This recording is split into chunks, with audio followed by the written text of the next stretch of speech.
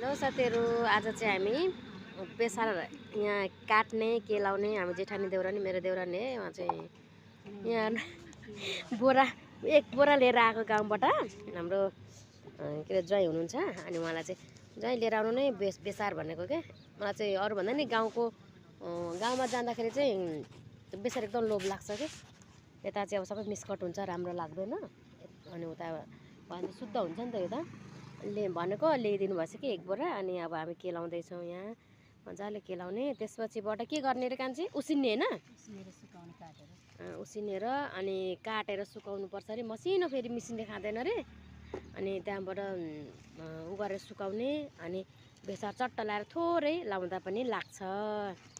यसरी हेर्नु यहाँ केलाउँदैछौँ, यति भयो। अनि यो चाहिँ अब केलाउनु बाँकी यिनीहरू चाहिँ, तर लाग्ने चाहिँ यो कलिलो भन्दा पनि माउ लाग्छ। यो माउ रे यो चाहिँ लाग्छ अरे क्या मजाले। कता हो यस्तो यो केलाउनै बाँकी छ अझ हाम्रो। आज चाहिँ हामी एकदम व्यस्त भएको अवस्था। यहाँहरू चाहिँ हामी त पसल पनि छ यहाँ जुत्ताहरू सेलमा राखेको छ। साथीहरू पनि चाहियो भने आउनु होला यहाँनिर। त्यसरी पारे हाम्रो कारखाना चाहिँ उता उहाँ छ, त्यहाँ पनि पसल छ। हस् त, धन्यवाद।